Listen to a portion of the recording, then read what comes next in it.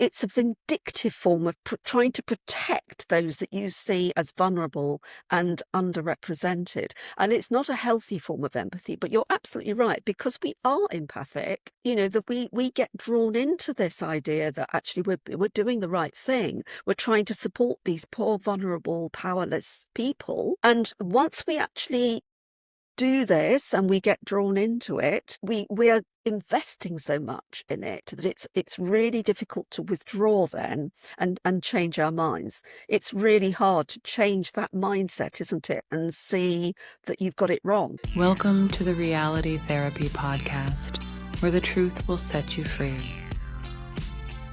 Welcome. I'm here today with Dr. Carole Sherwood, who's a clinical psychologist, co-director of Critical Therapy Antidote, and founder of Save Mental Health. We also contributor to this book, Cynical Therapies. We are going to have a great conversation. I'm very much looking forward to it. So welcome, Carole.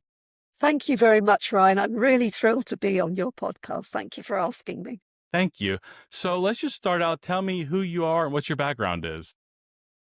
Well, I am a clinical psychologist now, but I started training late in life. If I just give you a little bit of an idea, I'm a 50s child. I'm a child of the 50s, so post-war baby boomer. And so I was very fortunate in that I was in my teens during the 60s, and that was an amazing time to be alive. I feel so grateful for being part of that sort of 60s, felt like a big revolution going on for the good. It felt for the good at the time. I'm not so sure now. But yeah, I loved the seas. I was a hippie. I would dress up in sort of wonderful phantasmagorical clothing and put flowers in my hair. I thought the civil rights movement was a brilliant thing. I loved soul music.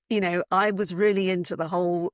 But I came from quite a sort of working class background, actually. My parents, they both worked in retail, and they were quite hard up. We lived with my grandparents for much of my life, actually, until my grandparents died. And so we lived through, I suppose the 50s in particular was I think of it as a very grey area, a grey time, if you like, when we were still on rations. And, I know a lot of people make jokes about this, I lived in a cardboard box, but it wasn't that bad.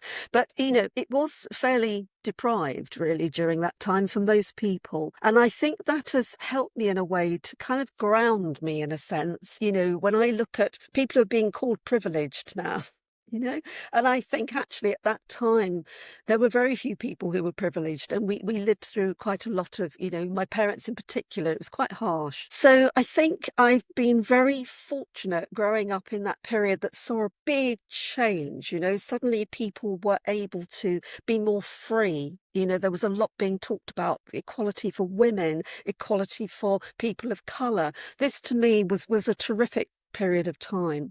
And also there were more gadgets coming online, a lot of things that were people couldn't have dreamt of. We never had a fridge, and suddenly people had fridges and so on.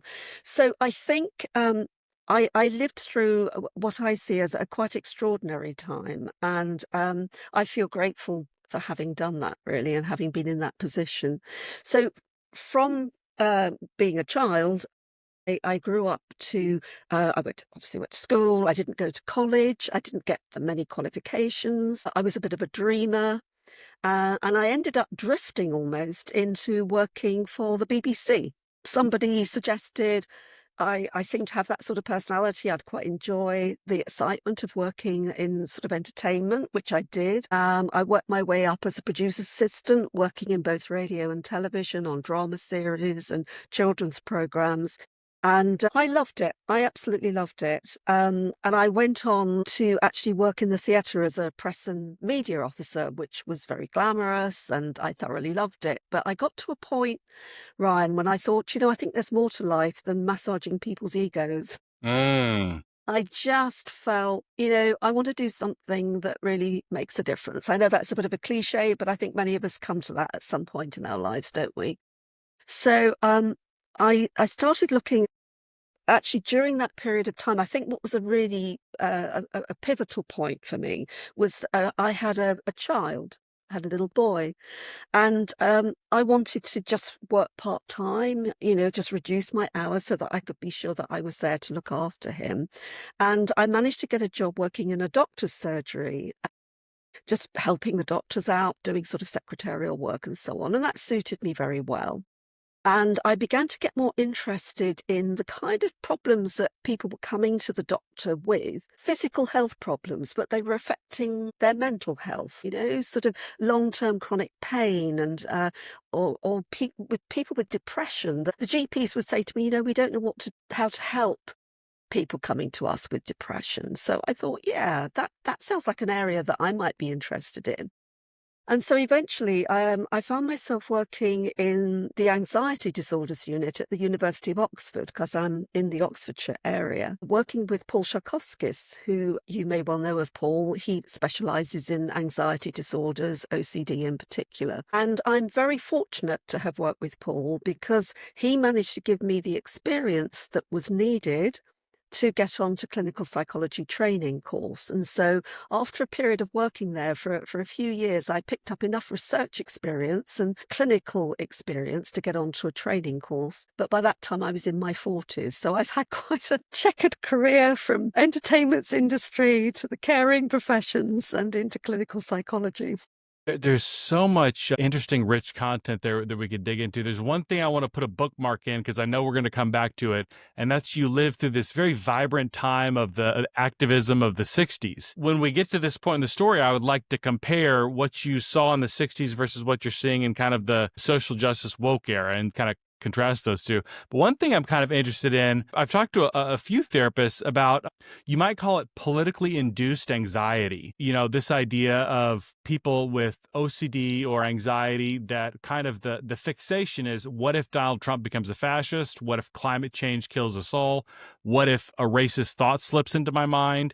And you've kind of got this obsessive, anxious, are you seeing some of that? Well, do you know, Ryan, I'm seeing it playing out in the public sphere. I'm not actually working clinically now, but I would imagine if I were, then yes, I would definitely be seeing this. I think this is more prevalent in the US because of Trump. What I read and what I hear from colleagues is this is definitely a thing. It's definitely a problem. And that it feels almost like a sort of social contagion, that we've got ourselves into a situation now where we can't tolerate uncertainty. We can't tolerate, everything has to be predictable.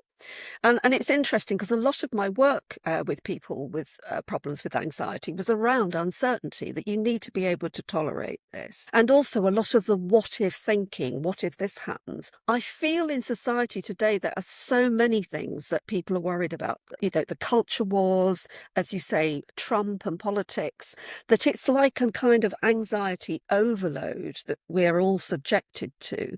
And particularly in the case of young people who don't perhaps yet have the experience, the wisdom, the skills to deal with it, I think it's quite hard for a lot of young people to know how to differentiate what is being whipped up, and what is actually true. So much is based on feelings now, isn't it? That if you feel something is wrong, then it must be wrong.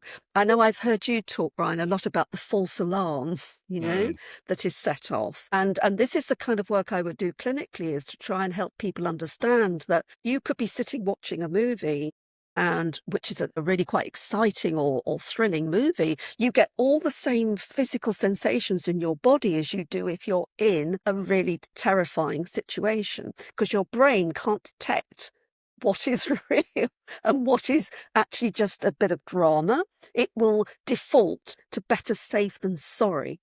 And of course, we're seeing a lot of that now, aren't we? That it's just defaulted to better safe than sorry. And it's so difficult to recalibrate that alarm in a situation where daily we're getting a daily diet of, my God, something terrible is going to happen.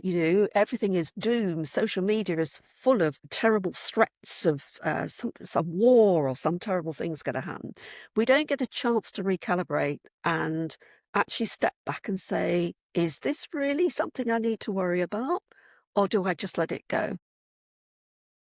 With a lot of OCD, there's kind of a moral component to it as well. And something I notice in myself that I think I see in a lot of other people as well is there's this like moral obligation. We talk about information overload, but there's like a moral obligation to consume that information. It's like some new issue comes out, the tariffs or whatever.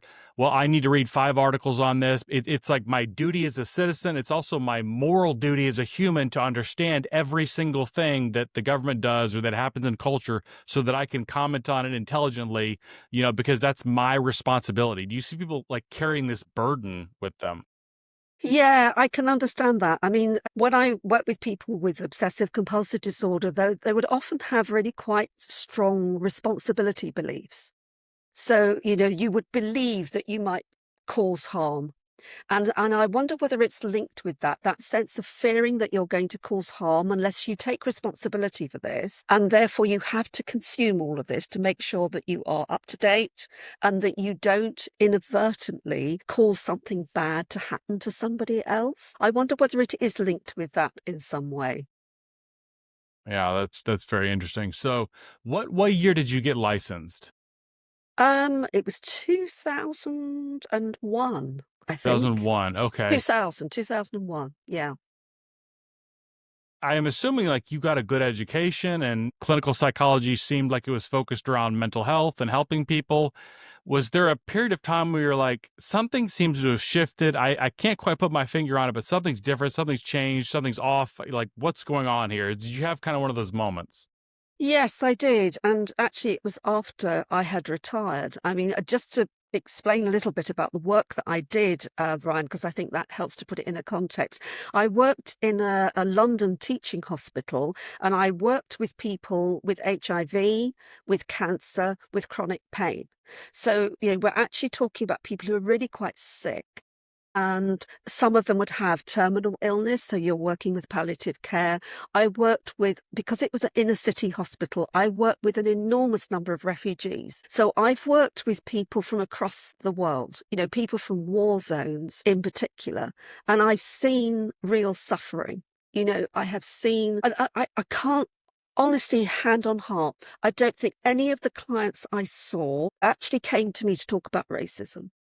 That was the last thing on their mind. They were escaping some terrible experiences, perhaps in Rwanda, genocide, really, really terrible experiences. And they'd come to the UK for sanctuary and they wanted help to deal with the psychological pain that this had left them.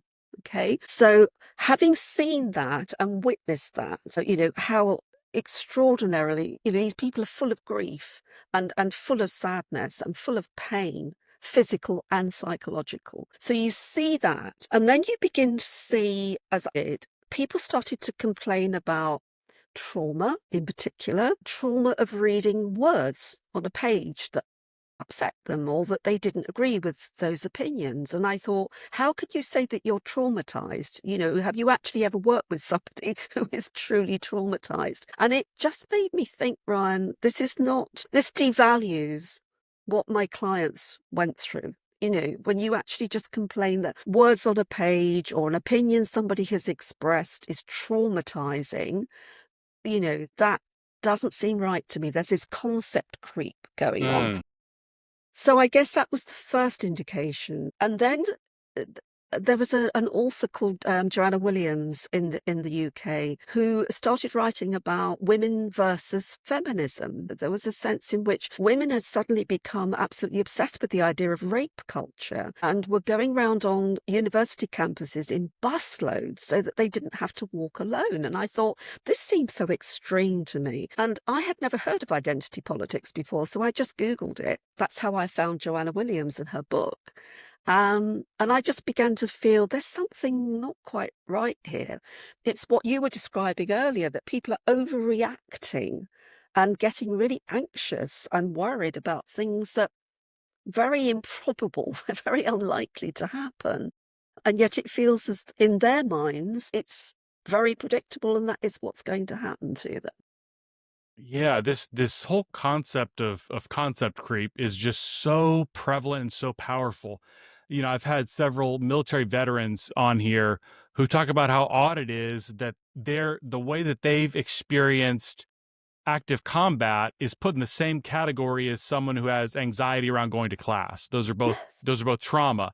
And like you were talking about, someone who was in the Rwandan genocide has trauma in the same way that someone whose professor assigned them to read Shakespeare is also trauma. These words just have no meaning anymore. Absolutely right, Ryan. The language has shifted. And I think it is through language that a lot of these changes have been brought about, with critical social justice practice in particular. You thought a word meant one thing. Now it means something completely different, like racism, for example, like trauma is another. And that has been very stealthily moved into the world of therapy, I think. I feel it's just undermined and devalued therapy and our understanding of what these terms mean. Yeah, I mean, I would like you to touch on what you're seeing in the therapy profession, because it seems odd to me, and I think it seems odd to a lot of people. I think of therapy, I think of a therapist and one other person in a room, or maybe a small group of people, and you're working through your mental health issues or like struggles in your individual lives. And there's been this concept we've absorbed that therapy is political, the personal is political. Therefore, one of, if not the primary purposes of therapy is to bring about systemic and structural change. I think that's really confusing for me and a lot of people. Can you explain that? I think I would earn an awful lot of money if I could explain that. I mean, I think you probably read, well, you have read Cynical Therapies, haven't you? And Val Thomas gives a very good exposition about how this has crept into the therapeutic professions. I mean, she talks about the long march through the institutions. This is very much started in academia. And of course, where clinical psychologists do their training and where you're doing your training is in academia. And we're also, as therapists, we're mainly left-leaning, I would say. We're really quite liberal. And I think it's very difficult for us to say no. No, I don't believe in this. I don't think this is right, particularly when it comes to matters around civil rights and vulnerable people. So I think we're more inclined to go along, even if we think this doesn't feel quite right, but I'm being asked to make sure that I'm kind to disadvantaged, underrepresented people. How can I say I'm not going to do that? So I think it's kind of crept into our professions in a very stealthy way. And unfortunately, it has got a grip. And I don't know, Ryan, whether you're aware that I carried out a piece of research in the UK into clinical psychology training institutions. This was back in 2022 when I first heard that something was awry.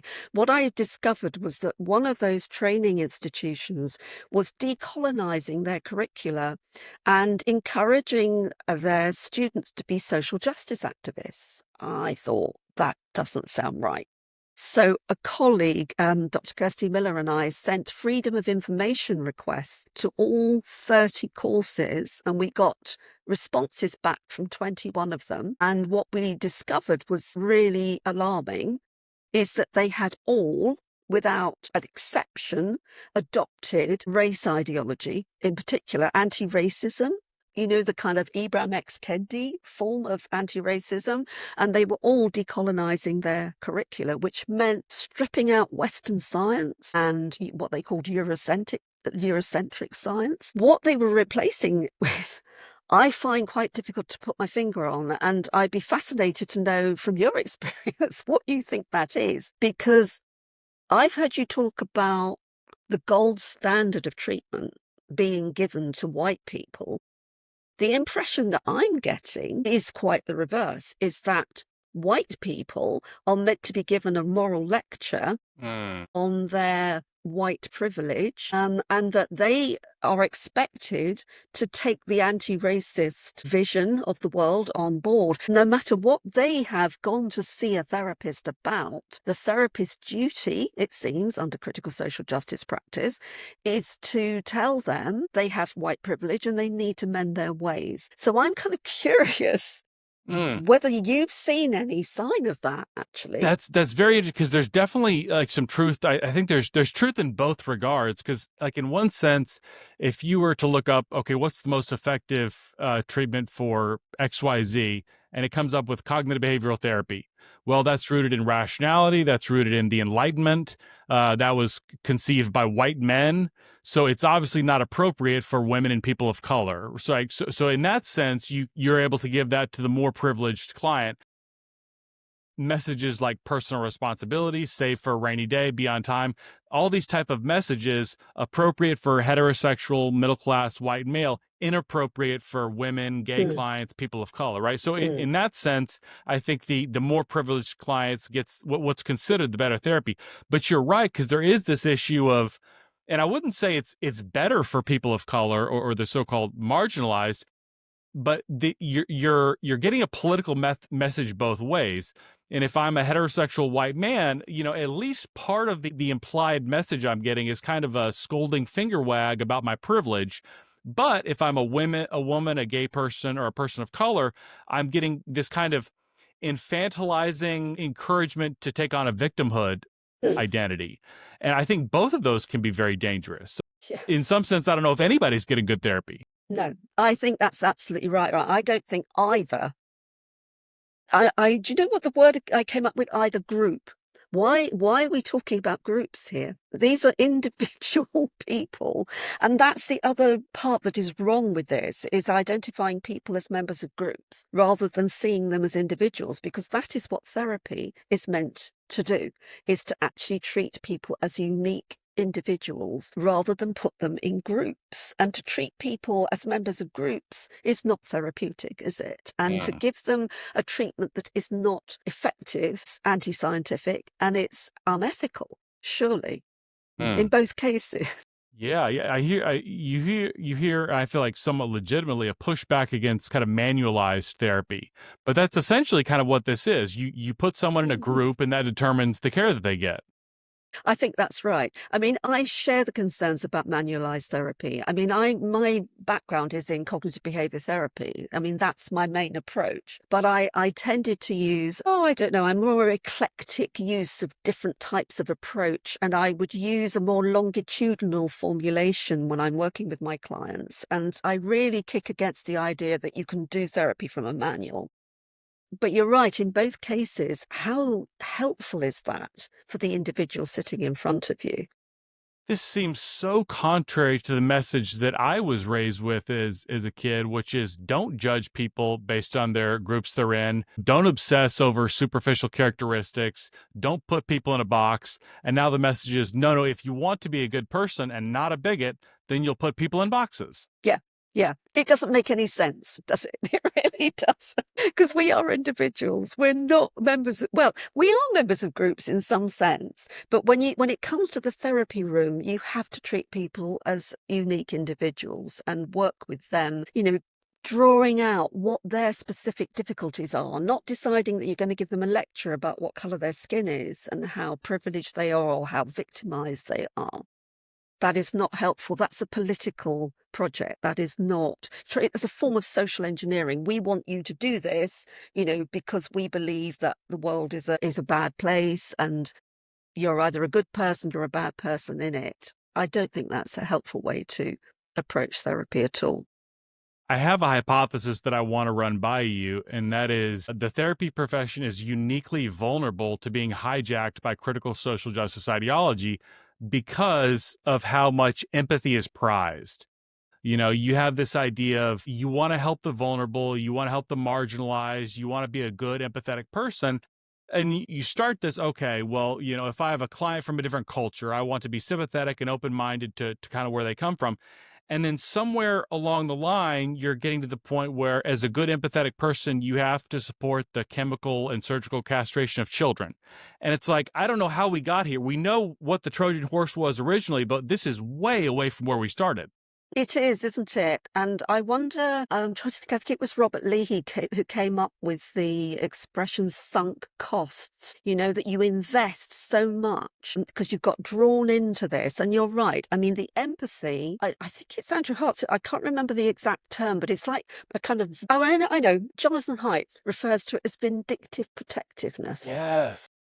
Do you remember that term? I think that's a really good term. It's a vindictive form of trying to protect those that you see as vulnerable and underrepresented. And it's not a healthy form of empathy, but you're absolutely right. Because we are empathic, that we get drawn into this idea that actually we're doing the right thing. We're trying to support these poor, vulnerable, powerless people. And once we actually do this and we get drawn into it, we're investing so much in it that it's really difficult to withdraw then and change our minds. It's really hard to change that mindset, isn't it? And see that you've got it wrong.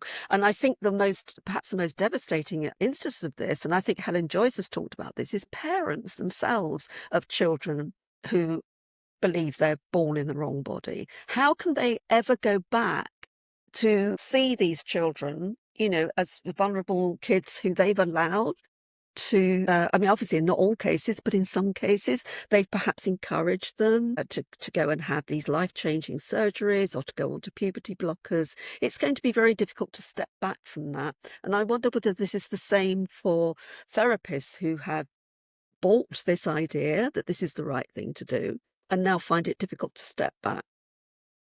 It seems like with both these therapists of trans-identified kids, therapists and parents around this, there's an element of social capital where it's like, I have this feeling, this natural inclination that rises in me. Something's not right here. I don't know if running these bizarre medical experiments, these untested drugs, giving them to kids or surgeries even, something about that doesn't sit right. But I know I'm being judged. A, am I intelligent enough to adopt social justice ideas? B, am I moral enough to adopt social justice ideas? And I know I'm going to be judged that way. So I push down these instincts and say, okay, let's transition the kid. I don't know, Ryan. I think I don't really have any experience of working with families who've been through this, but I suspect for a lot of parents, they are so distressed at seeing their child going through this agony that they will do anything to try and prevent those children from feeling the way they feel. And I suspect that some of it could be, well, I'm getting all the signs that this is the right thing to do. But I suspect a lot of it is, I just don't know what to do with this child who is so upset and keeps telling me that she's born in the wrong body. I mean, what would you do as a parent in that situation? I think that's really difficult. And I've been thinking about that a lot recently. And I just think this must be really hard. I think parents need support, don't they, when they're going through this sort of experience, because the child is completely convinced they're born in the wrong body. Parents may be able to see something different, but where do they get their support from when the rest of society is saying, yeah, you've got to do this. This is the right thing to do. I guess that's where organisations like GenSpect, have been hugely important, that parents are able to go and get, there's a lot of things online, aren't there, Sasha and Stella have put online. But yeah, I think it's hard for parents. There may be some that, feel this is right because society is telling them it's right. But I suspect a lot of them go through agonies deciding what to do for the best. What do you think causes so many young people? There's been an explosion. I don't know if it's social contagion. I'm not sure what rapid onset gender dysphoria. Do you think social media plays a part, especially with younger girls on the autism spectrum? What's going on there? I'm not an expert in autism, to be fair, or gender dysphoria, but what I can see, and I've certainly been talking with psychiatrists who talk, for example, about ADHD. So I think there's a similar thing going on here with ADHD, ASD, all of this, the kind of self-diagnosis. And what psychiatrists have said to me about this is that they'll get a young person coming along to see them who's self-diagnosed. They say, I have got whatever this might be, and they're just going along for a confirmatory diagnosis. And what they will then find is that the young person has probably been searching online with symptoms. I feel I don't fit in. I feel I'm really worried about myself. I'm really anxious all the time. They'll put all this into Google or wherever, and up will pop all these ideas about, well, yes, I can explain to you why you feel like that. It's because you've got gender dysphoria, or it's because you've got ADHD, or it's because you've got ASD. You then find yourself maybe on TikTok or some other Instagram, drawn towards other groups of young people who are learning the same thing with various influencers who will tell them, yes, you don't need to talk to your parents about this. This is what you've got. You can join our little community. And from that, these young people get a sense of belonging. They belong to a group. They feel they don't fit in. They now belong to a group where everybody else is experiencing the same thing.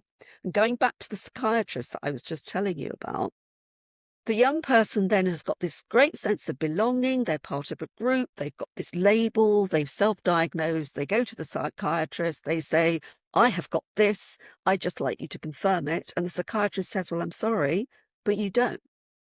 And the psychiatrist has said that these young people are often utterly devastated because they have created an identity for themselves. They have created a group, where they feel they belong. And they now have a health professional telling them, no, you don't have that. So it's a real challenge to their sense of self, which is very fragile anyway. And often because they're quite young, they haven't yet really sort of developed a sense of who they are. So I think you can begin to see how it's not just one thing. I do believe that social media plays a part because it's so easy, or just the internet. It's so easy to find information on the internet. And I think also another thing that is happening is because young people are spending so much time online or on their phones, they're not interacting with the real world. They're living in a virtual world. And so whereas in my childhood, I would be out, partying, I would be seeing my friends, we'd be hanging out sort of in pubs or wherever. A lot of young people are just sitting in their rooms. And of course, the COVID pandemic and lockdowns didn't help that. So they're very isolated and they're not, talking to other people in face to face. So a lot of what is happening, I think, is because of their isolation, So I think it's a lot of factors, Ryan. I don't think it's just one factor. But it is interesting that this social contagion seems to go across so many different mental health problems, doesn't it? Yeah, that's very interesting. You're a contributor, as I said, to this book, Cynical Therapies. I love this, and on a personal level, really wanted to thank you for what you did, because I first stepped into graduate school, and I'm saying my pronouns, and we're doing privilege walks, and I'm being told that one of my primary objectives as a therapist is to become a political activist so that I can burn it all to the ground. And I'm like, what am I? See, what is this? And then I picked up this book and I'm like, okay, this is what therapy has become. And you and the others in the book really helped me understand that. So if you could kind of help me explain to me your contribution to that book. Well, I was particularly concerned about critical race theory. I can just give you a little bit of background to how this came about. Back in 2020, with the death of George Floyd and the subsequent BLM protests, I could see what was happening and I was really worried about it. And I joined an organisation here in the UK called Don't Divide Us, which is very similar to FAIR in the US, okay? They call themselves the UK voice of common sense on race. And basically, we believe in the colourblindness approach. We're great fans of Coleman Hughes on that level. So I joined them. And shortly after I joined them, I saw a documentary, which is about children aged 11 in school here in the UK who had a 3-week course of critical race theory to try and help them not be racist. And I saw these wonderful young children, 11-year-olds. They all had friends of different races and different ethnicities, different religions. They all got on. They were colourblind. They were happy. After the 3 weeks of critical race theory, these children were resentful. They were really angry with the world. They declared the UK was a racist country.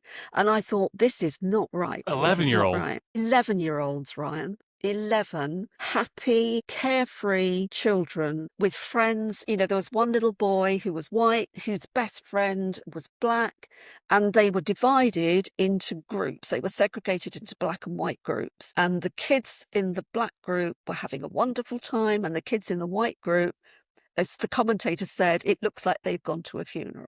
And I thought, this is abusive. This is not right. I don't think this is right. And I took it up with the British Psychological Society, who would have nothing to do with it. They just said, yeah, no, it was fine. They followed all the right guidelines. We had psychologists there. Little children were weeping, Ryan. Little white kiddies were weeping because they'd been separated from their friends. So I thought, enough. I do not think this is right, and I'm going to try and do something about this. And so critical race theory, I think, was my focus, really, to try and raise alarms about it, because I felt, having watched Jonathan Haidt actually giving one of his talks about how Greg Lukianoff had recognized that this is a kind of form of reverse CBT that is being taught, always trust your feelings, catastrophize about everything, binary thinking. So I decided I wanted to do something about it. And I wrote a piece for Don't Divide Us, which was put online. And quite by coincidence, a colleague of mine mentioned this to Val Thomas, who is the editor of Cynical Therapies, and said, why don't you get in touch with Carole and see if she'll write this chapter for you? So Val did, and I was delighted to do it. But what was also even more delightful, actually, was to work with Dr. Dina McMillan, who is an absolute, I mean, you should get her on your podcast. She is I would love amazing. to. She is amazing, Ryan. She and I contacted each other because we were both writing on critical race theory. And I said to her, look, I've got this idea that I want to treat critical race theory as if they're a person and put them in the therapist's chair. This is what I wanted to do, so that you can actually begin to see their thinking and how harmful potentially it is, both to a person who thinks that way and to all their relationships. And Dina said, wow, I love that idea. She said, can we both do that? She said, what about you write from a white therapist perspective and I'll write from a black therapist perspective, and we can actually bring more understanding into how critical race theory would see each of us, and respond to us. And so that's what we did. I mean, it was hard work, but it was a lot of fun as well, because I hope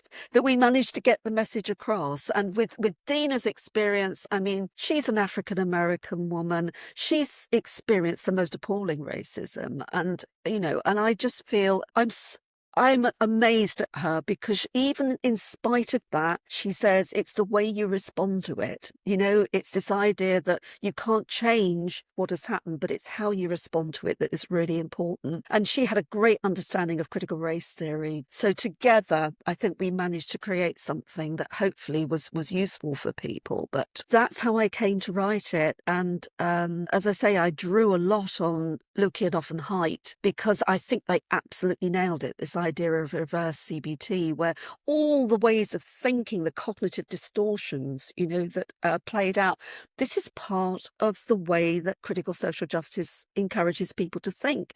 And it's unhealthy. It's linked with anxiety and depression. Why would you teach people to do that? And maybe that explains, going right back, Ryan, to the first question when we were saying, why are people, why are they so worried all the time and so anxious? Because this is the way they're being taught to think.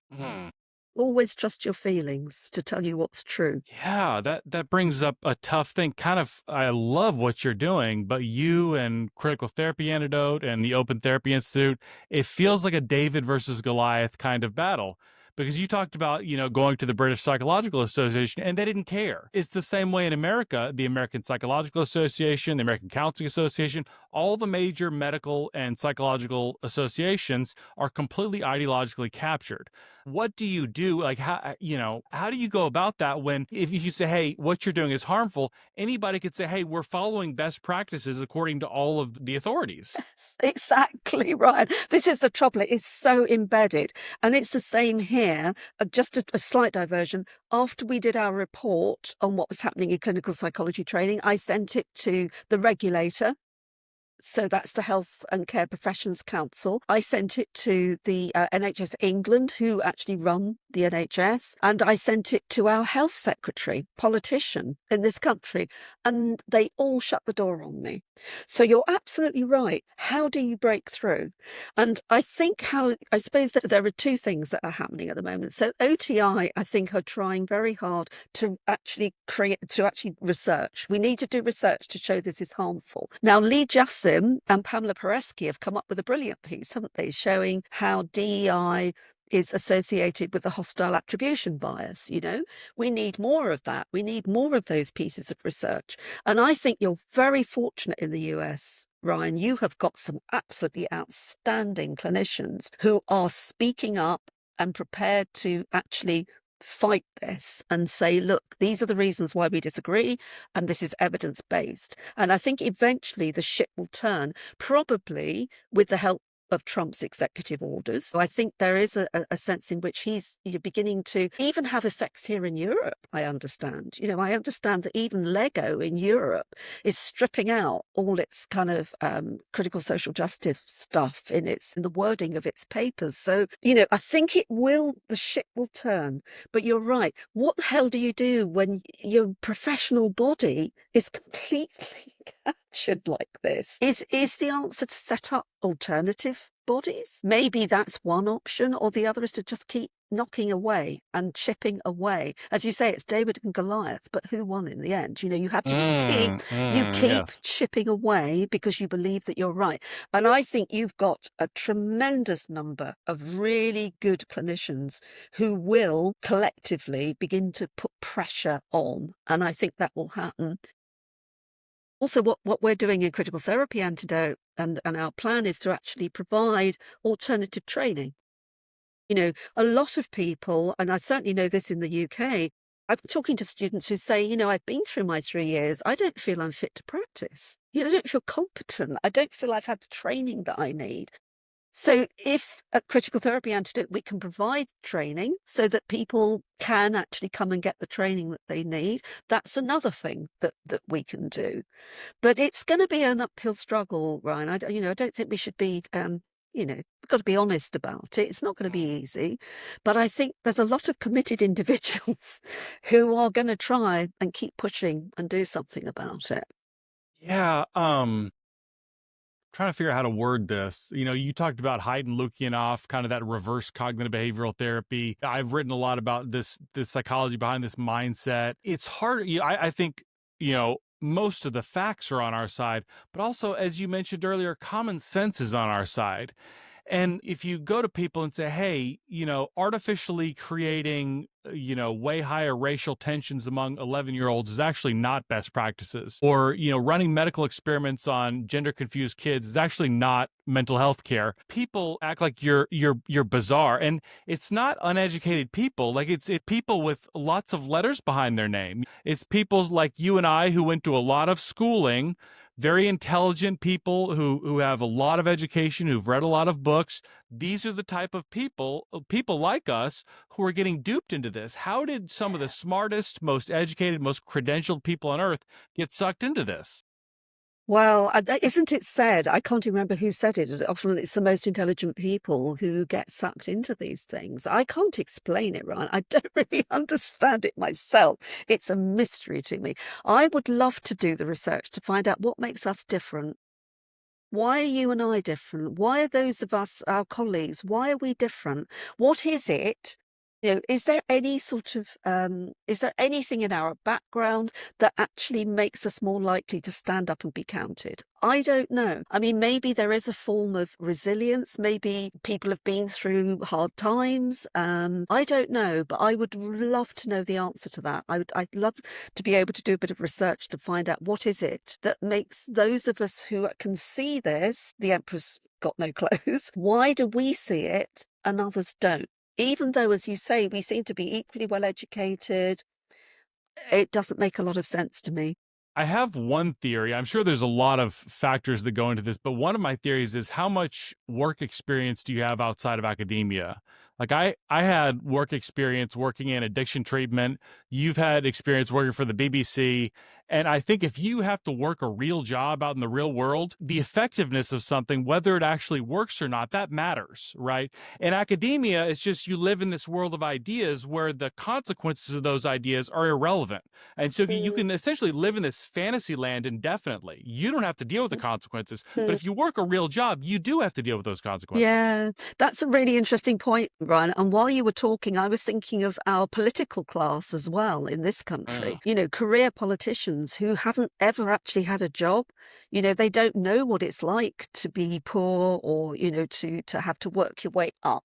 in the world. They just go, from being special advisors into politics and so on. And I think there's a similar thing going on there, that a lot of these politicians don't understand life either. So I think that's an interesting theory. I like that theory. Perhaps you and I can do some research on it I would one love that. I would love day. that. Yes.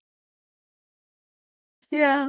But the other thing I should mention, Ryan, I want you to know, you may know this already. Do you know Luke Conway's research on the agreement paradox? I don't think so. I would definitely recommend you have a look at this. I know it because I did a workshop presentation for OTI recently, and I discovered his work as a result of that.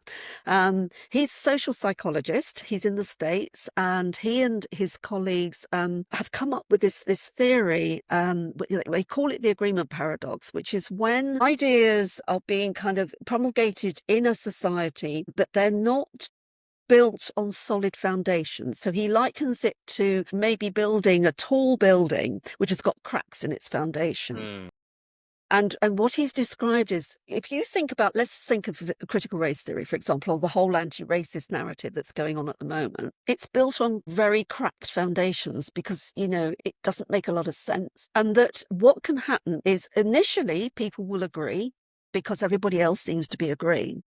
But then when people realize that it's taking their freedoms away, the freedom of choice away, or they're not convinced that there is a consensus on this, then the whole edifice begins to collapse on itself. And I'm wondering about what has happened in the States in terms of, not entirely explaining Trump becoming president, but whether there is an element of that. People have had enough. People are seeing through this. The cracks are in the foundations, and that maybe that is a cause for optimism, that, you'll get a critical mass of people who will begin to say, no, there isn't a consensus on this. This is taking away my freedom of choice, and I don't go along with it.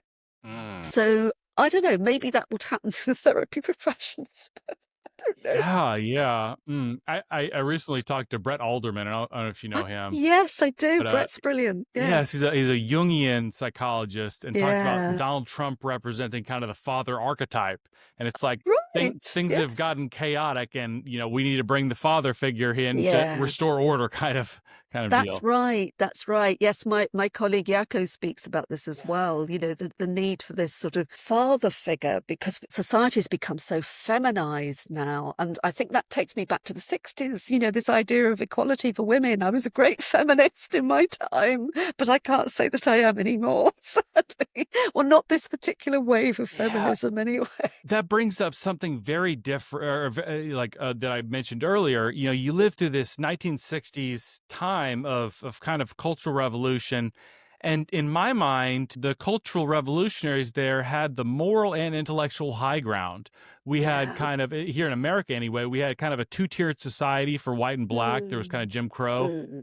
You had women who were treated very differently in an inferior kind of way. Being gay was illegal, or there was a lot of concrete things that they were fighting for that A, made logical sense, and B, it was the morally right thing to fight for. And it seems like the type of cultural revolution we're dealing with now is something very different than what you lived through the first time. Yeah, absolutely right, Ryan. There was a real sense of optimism.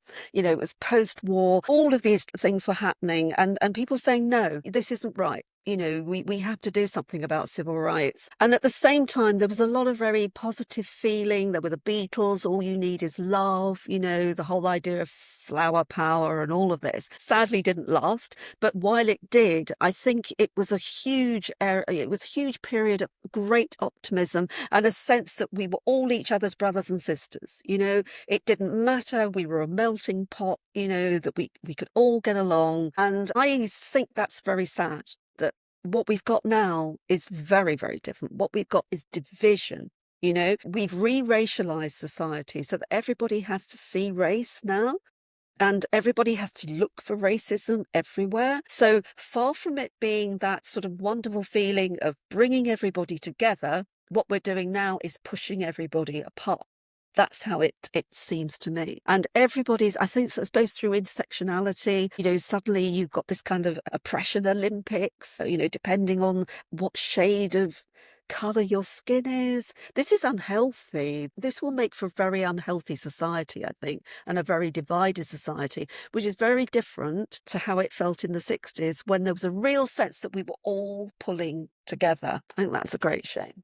Yeah, it's almost like I want to be careful not to ascribe bad faith too much to people, because I think a lot of people, and even people who are very devoted to critical social justice, have good motives. They think they're Mm, doing the right thing.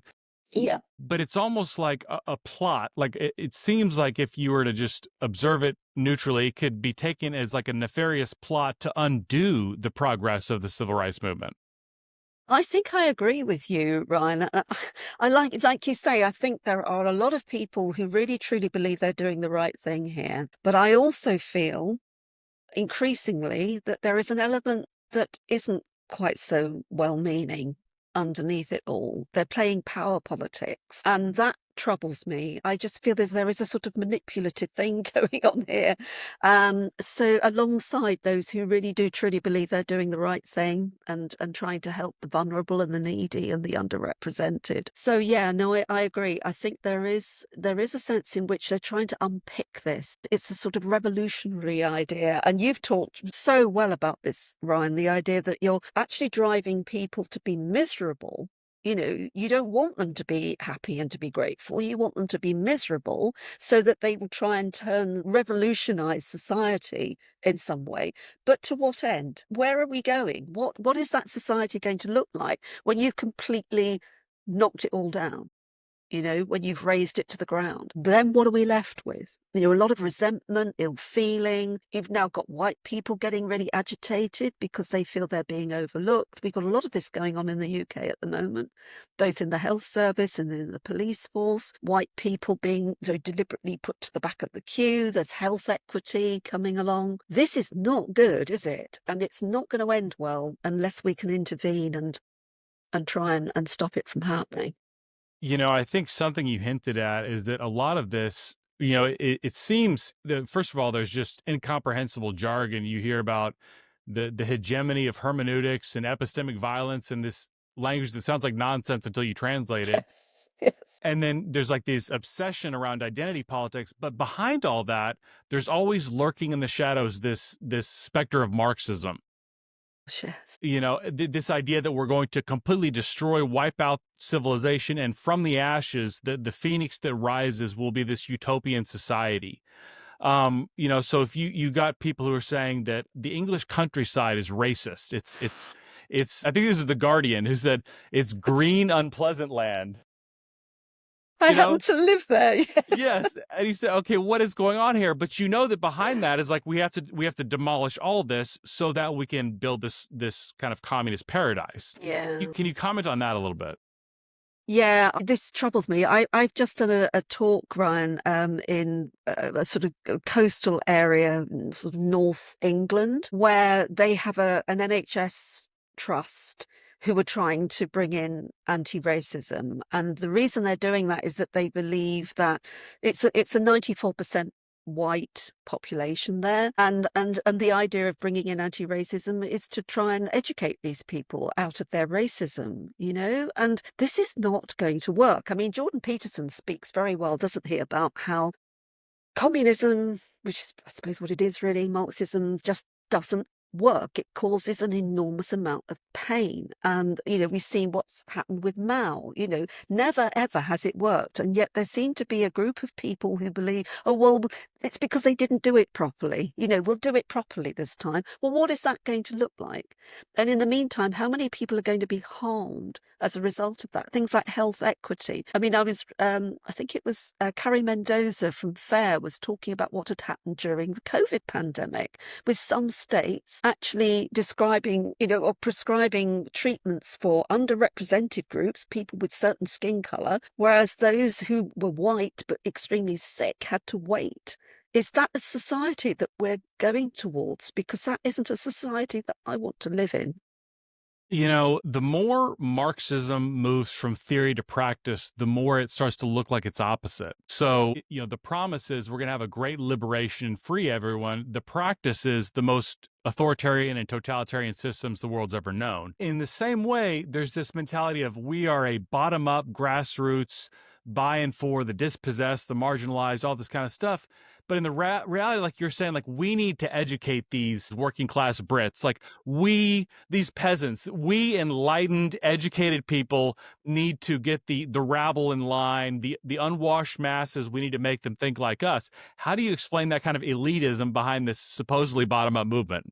That, I think, is so hypocritical, Ryan, isn't it? It is an elitism. And I think that's always been present, hasn't it? The fear of the masses. I mean, I think that's why it was so difficult, certainly in this country, for the masses to get the vote, you know? So I think I think it's also the case in Europe with the EU in particular, who don't want democracy because they don't want us common unwashed people to vote in the way that they don't think we should vote. So there's a lot of that is going on. I think democracy is under real threat, particularly in the UK. We just seem to be silenced. We're having, I mean, Vance is absolutely right. In the UK here, our freedom of speech is very much under threat. And you need freedom of speech to have a democracy. So it does feel like it's becoming very authoritarian, that you can say this, but you can't say that, or you get thrown in prison for a tweet, for posting something on social media. I'm not sure I'm answering your question, Ryan, but this, No, I've it's got good. my own word salad is coming out. I love it. I love it, though. I love it. So I'm glad you love it. I have two questions left for you. The first one should Okay, be an easy one for you. thank you. How do we fix the therapy profession? Wow, thank you, Ryan. That's a really big one, isn't it? Yes, it is. God, where do we start? What I would like to see is that we get back to basics in some form or other. We have to go back to the basic idea of therapy being for unique individuals, and that you actually treat them, that you give them person-centered care, which is effective, which is based on evidence. It's evidence-based care. All of that has to be reinstated somehow. Now, how we go about doing that, I don't know. Whether we have to set up alternative institutions, maybe we do. I do worry that I don't know what's happening in the States, actually. I'm not trying to sidetrack here, but is there any sign that courses, for example, in the States are having to respond to some of the changes that Trump is asking them, like stripping out EDI and things like that? Certainly not from what I've seen. It's kind of, this is a tough issue because if the Trump administration says you're not allowed to get any funding if you have some critical social justice, however they word it, these are people who their religion, their cult in some sense says you have to push critical social justice. That's your only mission in the world. So when those two forces run up against each other, who wins? That's a question I can't answer, but I think we have to keep the ship afloat, Ryan. Those of us who truly believe in traditional therapies and that we believe in preserving the well-being of our clients, we have to keep pushing either for alternative institutions that we can set up. There is a problem with that, isn't there? In, the ethical codes and so on of the regulatory bodies don't match somehow. So I don't have the answers to that, but I think we have got to keep the light on. We have got to keep forging away to make sure that we preserve traditional therapy and make sure that our clients that we see, at least, are getting proper therapy that improves their well-being and restores their mental health. I love that. I love that. My final question is, when you look at society more broadly, what is one thing we're not talking about enough that we should be talking about more? Goodness, I wish you'd asked me this before, Ryan. How am I going to answer this one? Okay, well, let me just tell you one thing that I'm doing some research into that is one thing that you can actually think about and talk about. Here in the UK, I'm working with the Free Speech Union, which is rather like your FIRE over there. We're going to do a survey of people who have experienced cancellation so that we can tell their stories and we can actually find out from them how this has affected their mental health. Because I think they're a population who have been ostracized, they've been shunned, nobody's listening to them. And we need to listen to them. So I'm hoping over the next few months that we're going to actually run a study to find out from those people, what has their experience of cancellation been like? How does it manifest? Is it bullying? Is it harassment? Is it losing your job, your reputation? How does that impact on your life? How does it impact on your family? And then we can tell those stories. And I think That's something perhaps we need to talk about a bit more. What are the effects on people who are at the wrong end of this, the sharp end of this ideology? That's a brilliant answer. Freedom of speech is so important. And I mean, I thought that was under attack in the US, and you look at what's going on in the UK, and it's way worse. Yeah, yeah. Well, we don't have the First Amendment, so Yes. we're Yeah. really struggling over here. So, yeah, so if Trump and Vance can do something to make government change their minds, that would be very welcome. Yeah. Well, we can hope. We can hope. Yeah. Thank you, Ryan. Yes. Dr. Carole Sherwood, thank you so much for joining me. I love this conversation. I would love to do it again sometime. Thank you. I would too, Ryan. It's lovely talking to you.